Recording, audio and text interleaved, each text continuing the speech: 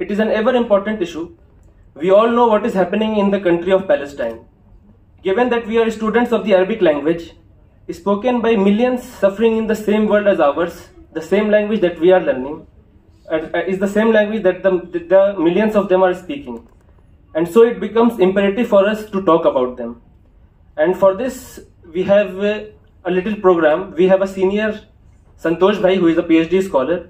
He has translated 2 poems. One is by Mahmoud Darwish, and the another one, I think there are 3 poems. He will come and brief you about the poems. So I invite Santosh Bhai to come on the stage and present the Hindi translations of the poems, and the Arabic ones will be recited by Mirza Shakir from BA 3rd year. Santosh Bhai and Mirza, please. बहुत बहुत शुक्रिया आप लोगों का।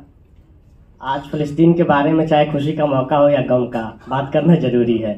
तो मैं ज़्यादा time नहीं लूँगा। ये BA 3rd ईयर का आदेश था कि उसकी कुछ कविताओं का अनुवाद हिंदी में किया जाए, तो उन्हीं के आदेश पे मैंने 2 कविताओं का अनुवाद, एक फरवा तूफान की और एक महमूद दरवेश की, हिंदी में किया है। तो मैं चाहूँगा आप अरबिक पढ़ें, उसके बाद मैं हिंदी अनुवाद एक सरसरी निगाह पे। यस। कफ़ानी अमूतु अला अर्दिहा व उदफनु फीहा व तहत थराहा अज़ूबु व अफना व उबाथु उशबन अला अर्दिहा व उबाथु ज़हरतन तुबअथु बिहा कफ़्फ़ु त्तिफ़्लि नमतहु बिलादी कफ़ानी अदुल्लु बिहिज़्नि बिलादी तुराबन व उशबन व ज़हरतन। इसका अनुवाद मैंने हिंदी में कुछ इस तरह किया है।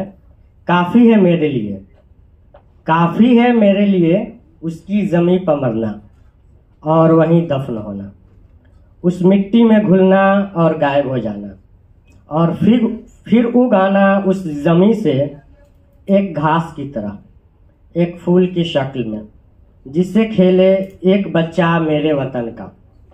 काफ़ी है मेरे लिए रहना आगोश में अपने वतन के, एक मुट्ठी मिट्टी, एक गुच्छा घास और एक फूल की तरह।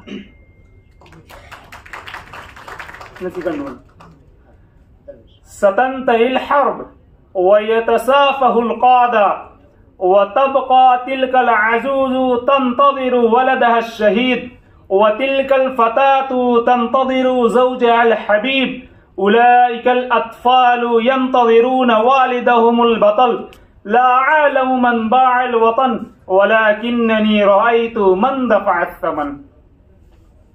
ये दरवेश की कविता है।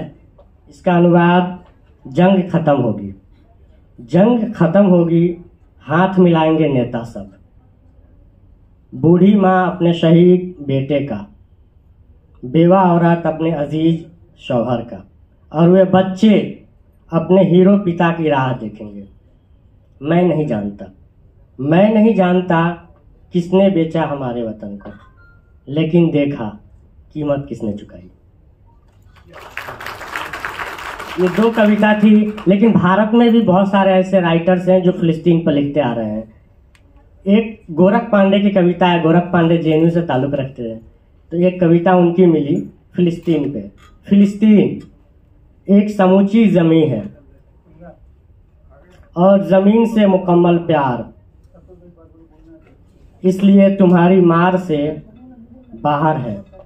फिलिस्तीन आज़ादी का जरूरी भविष्य है जर्नल, फिलिस्तीन लहू और इस्पात से फूटता हुआ गुलाब है, जो कभी न मुरझाने वाला गुलाब, जो आखिर में उगेगा तुम्हारी कब्र पर। शुक्रिया। Palestine will be free from river to sea, inshallah.